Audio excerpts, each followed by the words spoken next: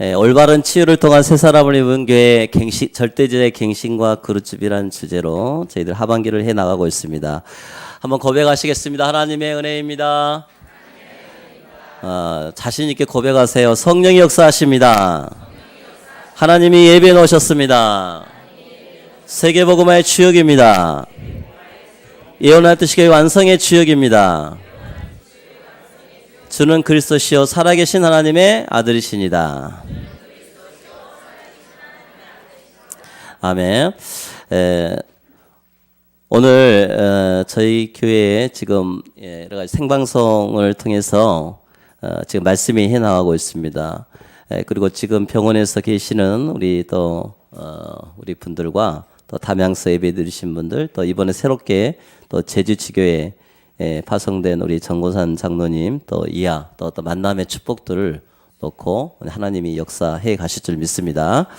하나님이 말씀의 능력을 가지고 가는 자라는 말씀을 지난주 이렇게 주셨는데, 우리가 이처럼 하나님은 부득이하게 지금 일성을 통해서 예배를 드리고 또 이 자리에 나와서 축복된 자리에 나와서 예배를 드리지만 절대 제자는 말씀의 능력을 가지고 가는 자여야 된다 하는 게 지난주 말씀이었습니다.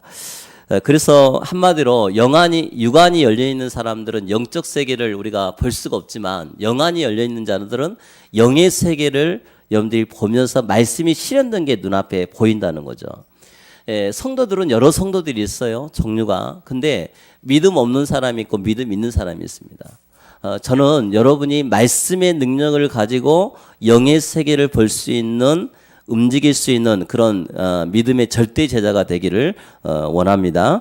여러분이 그렇게 되시기를 바랍니다. 하나님은 말씀을 가지고 교회를 이끌어 가셔요. 어떤 목회자의 리더십도 필요하겠지만 정말 하나님이 교회가 말씀을 선포되어지는 그 언약궤를 따라서 유사들과 장로들이 그 법궤를 메고 같이 가면서 또 성령의 역사에 따라서 구름기둥과 불기둥으로 하나님이 함께 하신다는 거죠. 교회는 목회자가 주인이 아니고 하나님이 주인이시고, 또 당회가 주인이 아니고 하나님이 주인이시고, 성도가 주인이 아니시고 하나님이 주인이시라는 것입니다. 그래서 하나님은 한 주의 종을 통해서 그림을 그려가시는 거예요. 그래서 목회자에게 세계복음화라는 큰 그림을 그려주면서 그걸 말씀으로 풀어가시는 것입니다. 말씀으로. 그래서 이게 하나하나 하는 거예요. 그래서 하나님이 이렇게 하다 보니까 중간에 또 만날 사람, 또 새로 올 사람들이 참 많이 있어요. 오늘도 보니까 새로운 얼굴들이 있어. 우리도 보니까 우리 주봉이 우리 성도님과 또 우리 지선 우리 성도님이 또 결혼 갔다 왔고, 또 우리 제가 지난번 금요일날 인사를 받았는데 우리 저기 제 친구 목사 교회가 있어요, 광양에. 근데 거기 있던 청년이 또 잠깐이라는 표현을 여기 강주에 와서 지금 이제 신앙생활을 해야 돼서 또 저희 교회에 오늘부터 아마 정식적으로 나올 것 같습니다. 그래서 이따 내가 소개를 하고, 또 여기 보니까 이제 그런 어떤 이제 또 일꾼들이 이렇게 해 나가고 있습니다. 여러분들 이처럼 그 하나님이 주시는 어떤 그런 만남의 축복을 통해서 또 뭐 어쩔 때는 잠깐일 수도 있고, 또 어쩔 때는 아예 또 올 수도 있지만은, 그런 것들이 전부 다 하나님이 전부 인사 이동을 시키시고 또 결제를 하시고, 아멘. 사람의 생사화복 주관자, 병들고 또 뭐 치유하고 모든 것들이 하나님의 손에 있다는 거예요. 하나님의 손에.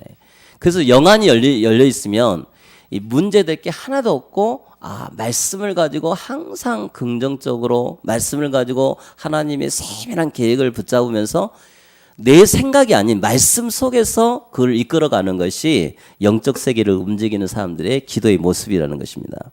우리는 이번 한 달 동안 지속하는 전도 부흥하는 시스템이라는 말씀으로 또 한 달을 끌어가고 있습니다.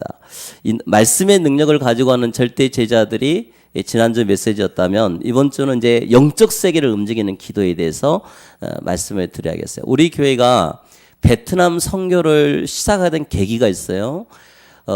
올로 목사님께서 우리 교회도 한 나라를 한번 제대로 된 한 나라를 선교를 해보자라는 상태에서 찾던 중에 하나님이 아직 시스템이 확정되지 않는 베트남의 나라를 영적으로 입양하게 됩니다. 그래서 그 입양할 때에 선교사님과의 만남, 그것도 참 우리가 인본주의 써가지고 어떤 친구를 만나는 게 아니고 그냥 하나님 전혀 모르는 분과의 만남이 이루어졌어요. 그래서 그 베트남의 나라를 이제 마음에 품으려고 하니까 가봐야 할 거 아닙니까? 그래서 첫 번째도 가보고 두 번째 가봤지만 3, 4년 지금 계속 가고 있는데, 저도 처음에 방문을 했을 때 여러 가지 일단은 모든 게 어색해요. 목사님과의 만남도 어색하고, 제일 힘든 게 저 같은 경우에는 음식이 힘들었어, 음식이. 왜냐하면 냄새가 저한테는 그렇게 안 맞아요. 그래가지고 첫 번째 갔을 때 음식을 제가 잘 못 먹었거든요. 제가 잘 먹는 편인데도 불구하고 이상하게 그 향신료 하나가 저를 이렇게 굉장히 민감하게 잘, 남들은 다 잘 먹는데 이상하게 저는 갔다 와가지고 막 헷갈리는 거, 이게 과연 이게 하나님이 품어준 나라가 맞나? 내 입장에서는 이게 아닌 거예요. 근데 두 번째 가보고 이렇게 이제 갔다 오면서 지난번 우리 담양 우리 채평상 채두자 이분들 가실 때 제가 그런 이야기를 했거든요. 제 기준에 그 나라 가면요 음식 진짜 안 맞거든요. 막 바리바리 싸고 가십시오 했더니 하시는 말씀이 제일 잘 먹고 제일 잘 누리고 왔어요. 그만큼 그렇게 되어지더라고요. 그래서 이번에도 이제 간단하게 전도학교라는 부분 때문에 갔다 왔는데, 제가 가기 전에 그런 기도를 했어요. 하나님이 우리 교회 베트남이라는 나라를 우리에게 입양하게 하시고 품게 하셨는데, 이것은 사람의 인맥 때문에 만남이 아니라 하나님이 우리 애원하듯이 100년의 역사를 두고 한국 교회에 선교사들이 왔던 것처럼 우리도 그 나라에 선교사로 가는 것이고, 선교사 한 명을 파송하는 것이고, 또 선교의 계획을 짜고 해나가는 것이다. 그렇다면 이번에 정확한 선교의 방향을 볼 수 있는 눈이 열려지도록 제가 가기 전부터 우리 국장님과 그런 기도를 하고 갔습니다. 가면서 또 우리 후원회장님도 같이 이렇게 가게 됐는데, 갔다 오면서 결과론적으로 이 지난주 강단 말씀 그대로 성취되어지고, 이번에 제가 이제 다음 이야기하겠습니다만은, 지금 거기에 그 하노이 쪽에 베트남 호치민이라는 도시가 있고 하노이라는 큰 대도시 두 개가 있는데, 지금 호치민 쪽은 이미 선교사님이 시스템들이 이미 완성이 다 돼 있어요.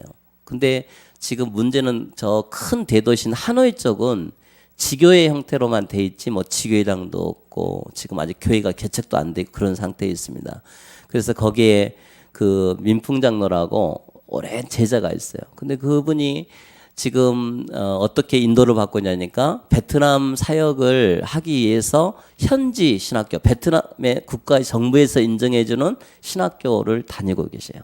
그리고 또 우리 신학교도 다니고 있고, 그러면서 이제 개척을 이렇게 하겠다 이렇게 선교사님이 이야기를 하시더라고요. 저는 이렇게 늘 다니면서 한 가지 생각이 뭐냐면, 선교사님을 돕는 방법이 뭘까라는 생각을 항상 하거든요.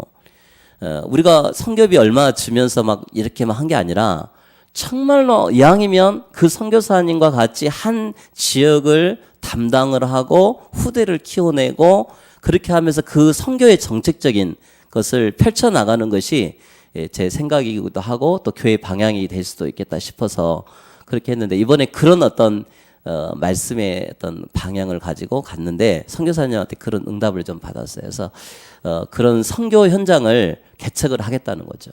그래서 그런 선교 후원에 또 이런 부분들을 좀 넣고, 이제 여러분들이 갈 수 있는 그런 시스템, 또 앞으로 조금 구체적인 그런 안을 가지고 해 나가는 거죠. 선교사님을 돕는 방법이 하노이 지역 현장에 이제 개척을 하는 그 교회를 돕고, 또 우리 나름대로의 또 사역을 펼쳐 나가는 그런 시간표가 되지 않을까 하는 생각으로 제가 선교 보고를 들으려고 합니다. 오늘 제가 이 하늘과 땅의 영적 세계를 움직이는 기도라는 말씀을 제가 붙잡은 이유는, 현장에 지난주 말씀 가지고 가는 제자라고 했는데, 현장에 가서 보니까 공안들이 가득한 그 현장, 그래서 절대 드러난 사역은 못해요. 그 현장이. 교회는 겉으로는 굉장히 많이 있지만 복음이 희미해져 버리는 그 현장. 그래서 거기에 정말로 여러분이 여기서 집중으로 기도해야 될 이유가 여기 나와 있습니다. 선교사님이 저 소수민족 그 현장까지 한 대여섯 시간에 걸쳐서 그걸 매달 지금 간 지가 6개월 됐거든요. 지금 우리가 이번에 간 지역이. 근데 그 지역을 들어가면서 제가 직접 따라가 본 게는 이번 처음이지만 그 현장에 소수민족이 있어요. 그 소수민족이 흐원족이라는 족인데 아마 오후에 아마 이제 우리 장로님께서 아마 이야기해 주실 건데 그 속에서 준비된 제자들이 있더라는 거죠. 준비된 제자. 한 사람을 만났는데 복음에 반응한 제자. 복음에 뿌리 내리려고 준비된 제자를 만났는데 여러 가지 언어도 틀리고 많은 것 틀리지만 돈을 바치지 않고 복음에 답이 나려고 준비된 제자가 목회자 한 명이 있었는데 이 목회자가 교회가 10개에서 15개 정도 되는데 한 2,000명 가까이 되는 사람이 그 현장에 관리를 하고 있어요. 이 소수민족이 베트남은 여러 가지 소수민족으로 구성되어 있는데 가장 큰 민족이죠.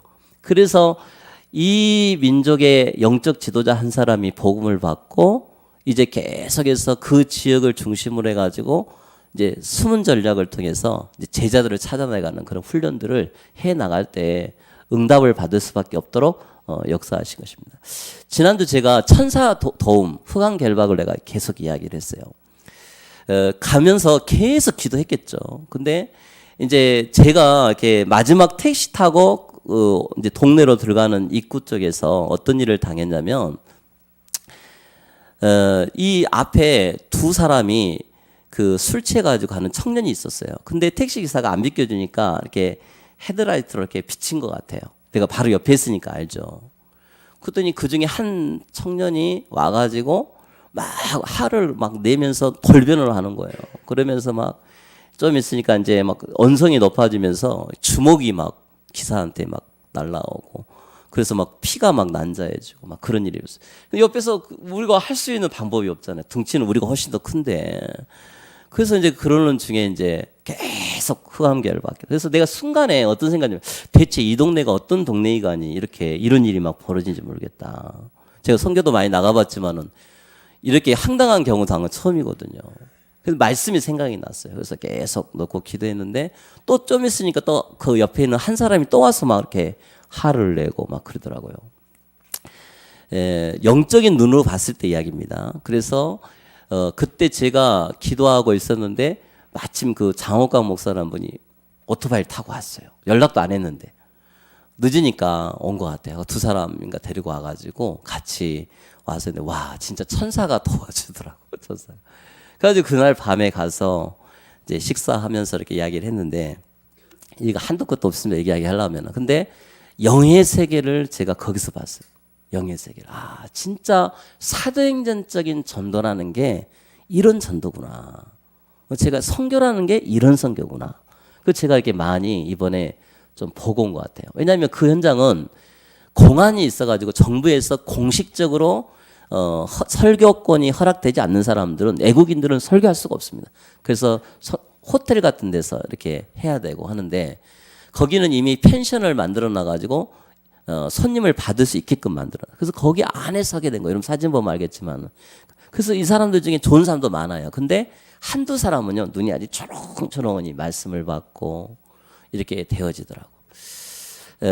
그래서 제가 오늘 일대지에 사탄이 빼앗아가는 것처럼 보이나 사실은 지고 있지 않다. 실패하는 것처럼 보일 뿐이다 그랬거든요. 아무 힘이 없는데 하나님은 그 속에서 일을 해 나가신 것을 볼 수가 있습니다. 여러분 다른 종파 보면 사단과 깊이 교제하는 시간이 특징이 많아요. 그렇죠? 여러분 우리가 애원 RTC 교회가 남들이 보기에는 조금 힘이 없는 것처럼 보이고 또 이렇게 연약한 것처럼 보이지만 실패한 것처럼 보이지만 하나님은 여러분들에게 영의 세계를 움직이는 사람들로 구성되게 만들어서 하나님이 정말 성경적인 전도운동의 모델적인 교회로 여러분들을 끌어가신다는 것입니다. 그래서 이 영적 세계를 여러분이 알면 이 답이 나와요. 아, 진짜 다른 종파들은 지금도 쉼없이 계속 기도하고 있구나. 그리고 불교 봐보세요. 이 불교 수행중 몇 달씩 막 문을 잠가놓고 거기서 바깥 생활도 않고 계속 깊은 묵상을 통해 가지고 영의 생애를 막 그려나가는 거예요. 무속인 봐주십시오. 그죠? 무속인들 특징들 보면 굉장히 막 귀신들을 막 부리는, 귀신들 지배를 당하지만 귀신의 말을 듣고 이야기해주고 인간의 문제를 해결해주고 그래서 주술가 이런 사람들이 얼마나 많아요. 접신운동 지금 막 뉴에이지 막 이렇게 특히 우리 그 새로 이제 보면은요 막 음악하는 사람들 막 이렇게 영화 이런 사람들 전부 다 접신이거든요. 신을 받아요 실제로. 예.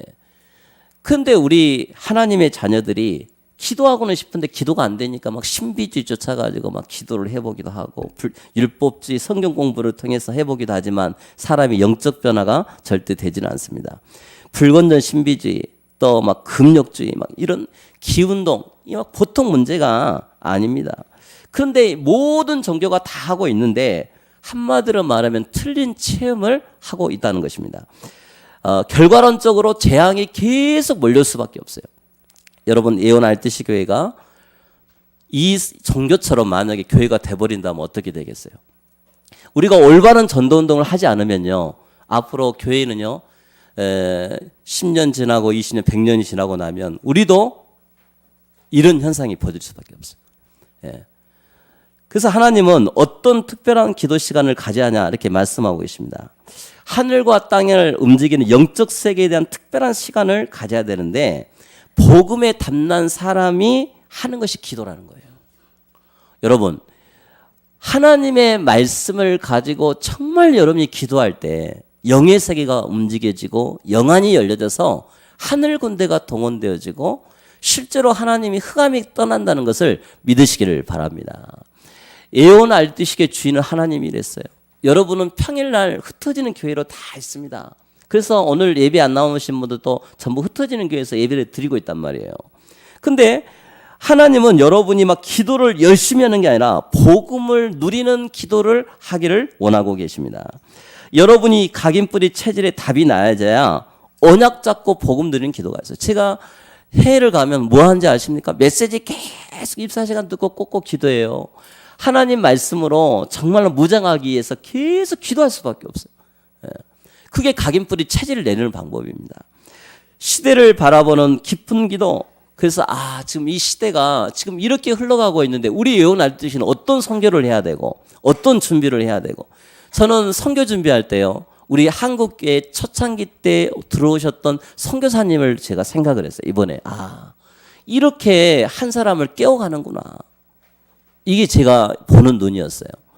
우리가 이 시대를 바라보면서 우리 예언 알뜰시 교회가 이렇게 이제 젊은 청년들이 올라오고 또 랩런트들이 올라오고 이렇게 준비를 해갔을 때 어떻게 이것을 준비를 해야 되는가 시대를 보면서 하나님의 능력을 체험하는 깊은 기도가 우리에게는 필요합니다. 계속 말씀을 들으면서 생각을 하면서 눈이 바뀌어져 가는 거예요.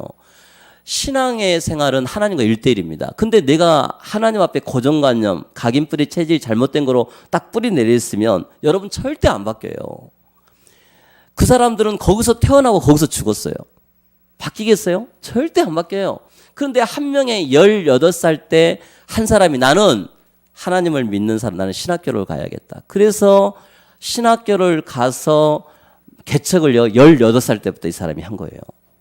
교회만 세운 게 아니고 자기 민족을 깨우기 위해서요 계속 맨발의 사도처럼 다니면서요 복음운동을 했는데 지금 나이가 31살, 35살 이 사이이더라고요.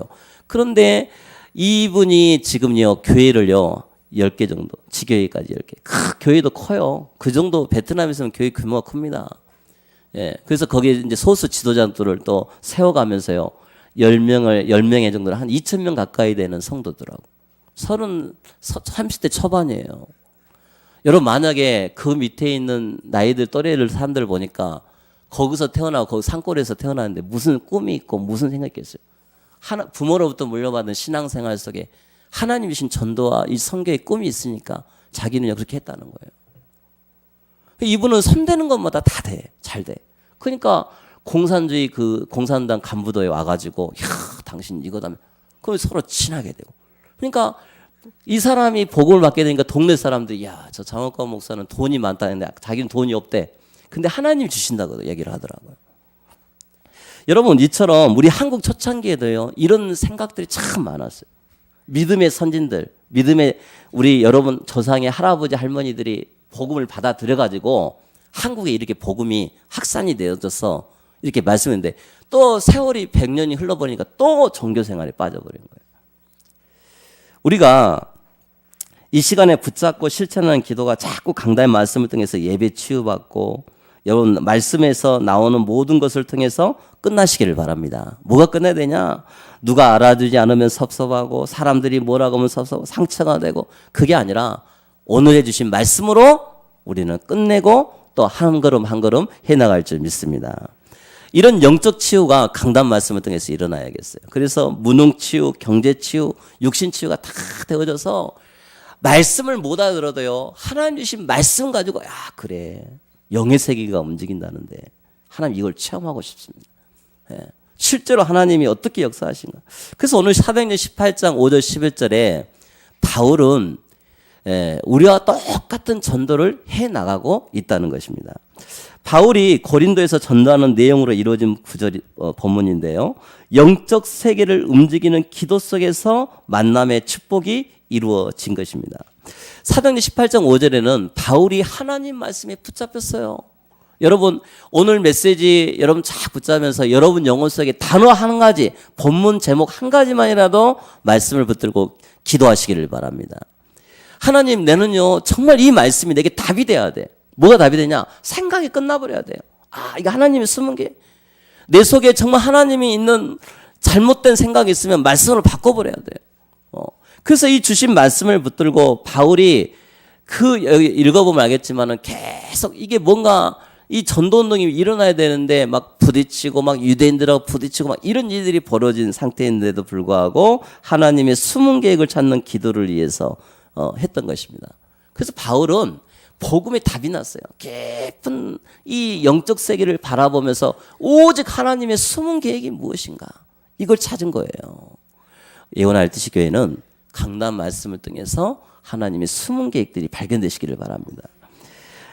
그러면서 이 사람이 하는 말이 뭐였냐면 예수는 그리스도라고 밝히 증언했어요.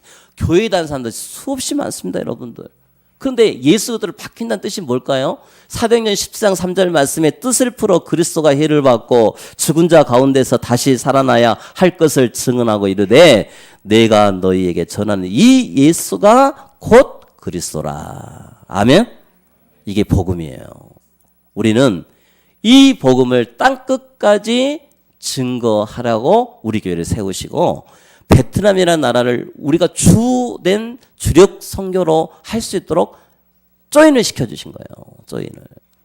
그래서 우리가 237개 나라를 우리가 생각해야 할 것도 있지만 베트남이라는 나라를 우리가 입양을 해서 1억 가까이 되는 이 인구 그잖아요. 근데 지금 베트남 나라는 선교사님 지금 혼자 현장에 계십니다. 교회는 이제 하나밖에 없어요. 공식적인 교회는. 그런데 이 교회에 하나님께서 정말로 이 성경적인 전도운동을 하는 이 교회에 우리가 같이 힘을 합쳐서 그 지역을 품고 기도할 수 있다는 게 얼마나 감사해요. 한국교회 똑같은 현상입니다. 초대 감리교도 들어오고 장로교도 들어오고 근데 그 현장에 한꺼번에 몰려있지 않았어요. 전부 다 어떤 지역은 인천, 경기 북부로 가기도 하고 어떤 지역은 남해안 쪽으로 오기도 그래서 그때 장로교가 들어온 데는 장로교가 발달되어 있고 감리교가 들어온 데는 감리교 그렇게 해서 교회가 뿌리를 내린 거예요. 베트남의 선교 역사에 하나님이 우리 예언할 뜻이 교회가 이제 본격적인 선교를 해 나가려고 하면 이제 그런 일이 있어요. 제가 어제 들었더니 이쪽에 지금 그 첨단에 남부대학교라고 있어요. 거기에요. 베트남에서 유학 온 사람들이 엄청나게 많대. 어제 들은 정보예요. 그래, 맞다. 제가 베트남 나라를 이렇게 눈에 딱 품으니까요. 베트남 사람들을 전도해야겠다는 생각이 들더라고요. 베트남 사람들. 그게 내가 해야 될 사역이에요. 내 마음속에 예를 들어서 그런 게 그 사람들이 뭐 해야겠어요? 돈 줘야겠어요? 아니요. 뜻을 풀어 예수가 그리스도시고. 아멘. 여러분이 해야 할 일은 237개 나라에 하나님이 정말 그들을 품고 기도하시도록 말해야 됩니다. 누가복음 1장 25, 27절 미련하고 선지자들이 말한 모든 것을 마음에 더디 믿는 자들이에요. 그리스도가 이런 고난을 받고 자기 영광에 들어가야 할 것이 아니냐 하시고 이에 모세와 모든 선지자의 글로 시작하여 모든 성경에 쓴 바 자기에 관한 것을 자세히 설명하니라 그랬어요. 이게 전도입니다. 그래서 우리는 하나님이 내게 주신 그리스도를요 계속 이야기해야 돼요. 모든 선지자의 글이 뭐예요? 성경 66권입니다. 그잖아요. 그 중심은 그리스도밖에 없어요. 그런데 이 지역에 복음운동을 해나가려고 하는데 대적자들이 일어났어요. 그래서 비방을 합니다. 바울이 유대인들을 보고요, 막 옷을 털어버려요. 우리가 현장에서 복음 전하면요, 유독 심하게 이런 사람들이 많아요. 근데 옷을 털면서 차라리 내가 이방인에 가서 복음을 전하겠다. 이렇게 해가지고 하나님의 숨은 계획을 찾습니다.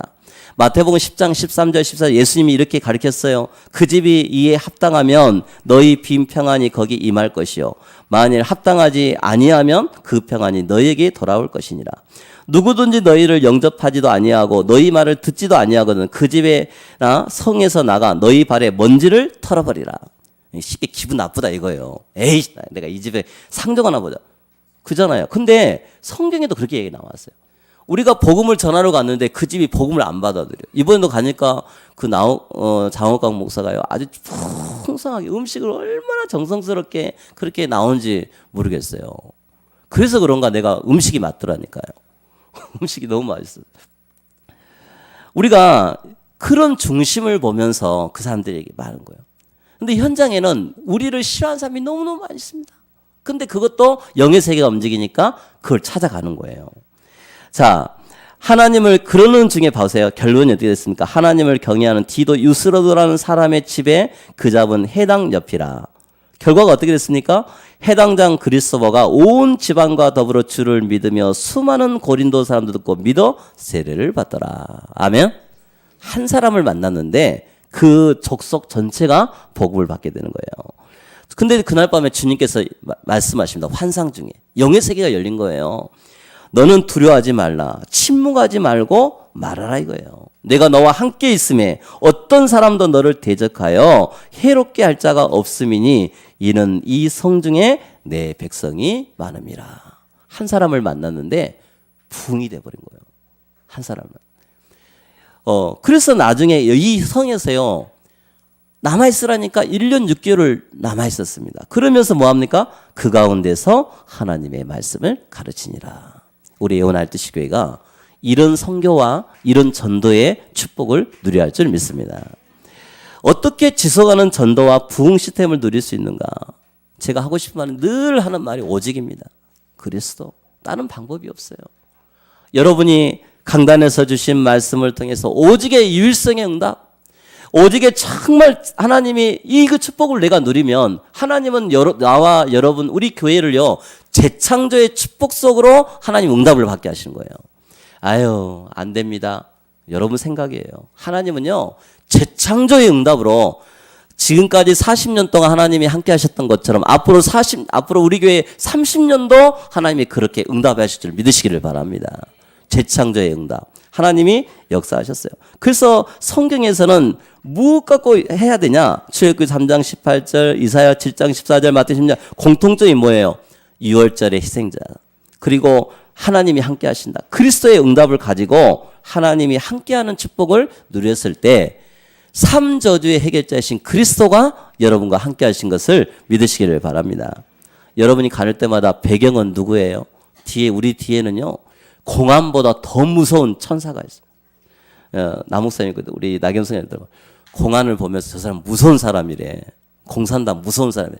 나는 물론 인정은 했어요. 근데 공안보다 더 무서운 공산당보다 더 무서운 힘이 센 분이 계시다. 그분이 누구냐? 바로 하나님의 나라. 그리스도께서 나와 함께 하신다고 제가 믿었습니다. 여러분 이 축복을 여러분이 받으시기를 바랍니다. 중국에서 우리 어떤 목사님이 계속 사역을 하다가 숨어서 예배를 드리는데 걸렸어요. 경찰들이 확 들어와가지고 다 잡아갔어요. 다 잡아갔는데 거기에 누가 있었냐니까 우리 여러분 아시는 분 중에 오철로 목사님이 잡혀간 거예요. 잡혀가지고 당신 왜 여기서 하지 말라는 거 하냐 이거예요. 뭘 잘했냐? 나는 그리스도밖에 이야기 안 했다. 오늘 여기 나와 있는 말씀 이거밖에 안 되는데 계속 조사관이 바뀔 때마다 뭐가요? 그러니까 계속 마태복음 16장 이야기를 한 거예요. 계속 오니까 뭐가 그냥 마태복음 16장 그렇게 일주일을 조사를 받았대요. 그리고 이제 감옥에 집어넣고 있었는데 이러면서 또 와서 뭐랄까 가지고 주는 그리스도시요 살아계시다니 이것만 계속 이야기한 거예요. 나중에는 어떻게 된지 아세요? 그 공안이 하는 말이 나는 당신이 잘못 없다는 거 안다. 당신처럼 이런 선교사가 없더라. 그러나 법으로는 당신은 이제 추방돼서 못 들어온다. 근데 그 옆에 있는 제자들이 그걸 본 거예요. 공안도 인정하고 공안도. 하나님 살아 계십니다. 예. 하나님 진짜예요. 우리 탈북자 옆에 있는 분이 한 그런 얘기 하더라고.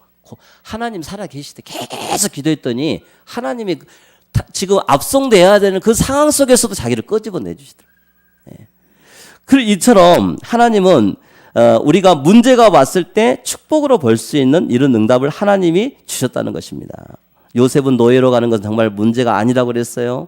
죄와 사망의 법에서 여러분을 완전히 해방하셨습니다. 하나님의 비밀인 교회의 축복을 주시기 위해서 문제를 주신 것입니다. 베드로서 3장 12절 주의 눈은 의인을 향하시고 그의 귀는 의인의 간구에 기울이시되 주의 얼굴은 악행하는 자들을 대하시니라. 여러분이 영적 세계를 놓고 기도하잖아요. 하나님은 여러분을 놓고 다 기도하고 있어요. 예배당도 예배당이지만 우리를 보고 기도하신다는 거예요. 항상 불꽃 같은 눈동자를 우리를 지켜보시면서 우리의 모든 부분들을 지금 해가고 계십니다. 우리는 흑암에서 우리를 건지신 교회입니다. 자, 그래서 우리는 이런 교회인데도 불구하고 우리 신분을 못 누리니까 불신자 상태 6가지가 여러분을 계속 공격을 해와요. 거기 써있는 성경구절 그 내용입니다. 그래서 하나님이 여러분들을 자녀 삼아주시고 고린도서 3장 16절에 성전 삼아주시면서 왕제상 선지자의 축복을 누리게 하고 계신 것입니다. 여러분들이 이 언약을 붙잡으시기를 바랍니다. 성경에 나와 있는 인물들은 영적 서밋이었어요. 한마디로 말하면. 영적 서밋이 뭐냐? 영의 세계를 움직이는 기도. 이 하는 사람. 그래서 하나님은 문제 사건을 통해서 렘넌트 7명처럼 히브리서 11장의 인물도 전부 믿음은 바라는 것들의 실상이요 보이지 않는 것들의 증거라 그랬어요. 영의 세계를 움직인다는 게 뭘까요? 내 생각이 아니라니까요. 하나님 말씀을 그대로 믿는 거예요. 하나님 말씀을. 초대교회 사람들은 영적 서밋이 되었습니다. 이것을 계속 기도하니까 하나님이 학업에도 산업에도 역사가 일어나는 기능 서비스로 만들어 가시는 것입니다. 우리 예언할 듯이 산업 어렵다 하신 분들요. 어렵다고 하지 말고 영의 세계를 움직이는 기도의 속에 들어가시기를 바랍니다. 여러분이 진짜 기도하면 하나님이 문화를 바꿔버려요. 문화를. 그래서 집중을 통해서 영적 세계를 움직이는 기도의 축복을 누리시기를 바랍니다. 그러면 시편 81편에 집중이 뭐냐 그랬어요. 한마디로 거기 써놨습니다. 너희는 여호와를 바라라. 아멘. 그 여호와 하나님이 여러분과 함께 하십니다. 함께. 그래서 우리는 사건 문제를 만나면 하나님이 사건을 통해서 막 긴장을 하는 거예요. 영적으로 긴장하고 더 기도해라. 두려워하지 말라. 내가 너와 함께 하겠다. 문제 터지면요. 우리는 내 생각에 빠져가지고 완전히 좌절하고 막 낙심해버립니다. 그런 체질이 아니에요. 여호와를 바라는 거예요. 집중이 안 되기 때문에 여호와를 바라는 거예요. 제가 운전을 오래 하다 보니까요. 언제 사고 나냐면요. 안전 불감증이 올 때. 뭐 이렇게 해도 돼. 뭐 그래서 핸드폰 봐도 되고 뭐 운전 한 손으로 해도 되고 뭐 그냥 운전 누린다 그러잖아요. 그러다가 한번 꽝 했어요. 그때부터 정신이 번쩍 들어. 왜? 돈 나가지, 시간 나가지, 막 그러니까 몸도 아프지. 그러니까요, 막 긴장이 되는 거예요. 그래서 운전대 딱 붙잡을 때마다 하나님 감사합니다. 오늘 하나님께서 천군 천사 보호해주세요. 이렇게 기도하는데요. 평상시에는 느슨해지면요, 시동 딱 켜고 브릉 가버려요. 그냥. 예를 들어서 한 얘기, 예를 들어서. 영의 세계는요, 항상 긴장해야 돼요. 느슨하면 안 돼요. 그러면서 늘 놓고 기도해야 돼요. 너는 내게 부르지란 말은 하나님을 향한 집중을 말하는 거예요. 평상시 언어 속에서 기도해야 돼요. 우리 군인들 훈련 갈 때요 계속 기도해야 돼요.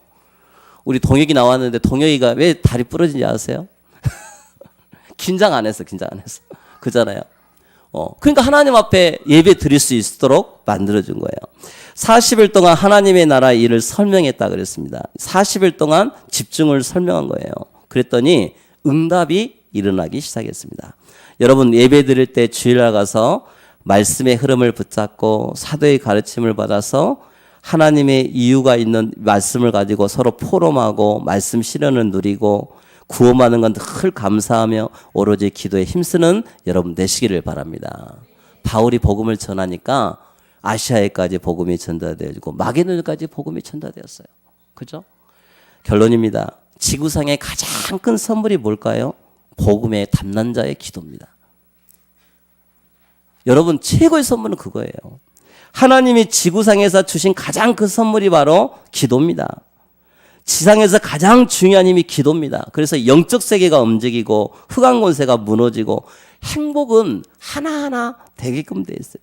그래서 말씀에 두려워하지 말며 사도행전 18장에 보면 9절 10절 보면 하나님이 이렇게 영의 세계에 말씀하십니다. 야 바울아 두려워하지 말라. 침묵하지 말고 말을 해라. 내가 너와 함께 있을 것이다. 아멘. 자, 이 응답을 받게 되니까요. 14장 20절에 평안함이 임하게 됩니다. 그리고 빌립보 4장 4절에 아무것도 걱정하지 말고 오직 모든 일에 기도와 감사와 간구로 하나님께 아뢰더니 하나님이 일을 해 가시는 거예요. 다니엘 6장 10절에 다니엘 사자굴 속에 들어갔는데도 아무 요동하지 않았어요. 예. 하나님이 주시는 많은 것 가운데 기쁨과 감사가 이렇게 나오는 것입니다. 감사하며 하나님께 기도하는 여러분 되시기를 바랍니다. 빌립보 4장 13절에 문제가 오면 이렇게 고백하시면 돼요. 내게 능력 주신 자에서 내가 모든 것을 할 수 있느니라. 그런데 이렇게 한 사람들은요 영의 세계도 모르면서 이것만 붙잡고 이게 할 수 있다 정신이에요. 그게 아니에요. 영의 세계를 보면서 기도하는 겁니다. 여러분 복 있는 사람은 여호와의 말씀을 묵상하고 즐거워한다 그랬습니다. 시냇가에 심은 나무처럼 예언하께서 흘러나오는 강단의 복음 메시지가 여러분 대대로 뿌리 내리고 우리가 앞으로 해야 될 저 베트남 선교 사역을 위해서도 여러분들 기도하고 물론 어린 선교국을 통해서 세계 문이 열리겠지만 하나님이 그런 문들을 열어가는 저와 여러분 되시기를 예수의 이름으로 축원을 드립니다. 하나님 아버지 감사합니다. 집중을 통해서 영적 세계를 움직이는 기도의 축복 누리게 하여 주옵소서. 하늘군대 동원해 주시고 사도행전 18장 5절 11절의 말씀이 그대로 성취되게 하여 주옵소서. 예수 그리스도의 이름으로 기도합니다.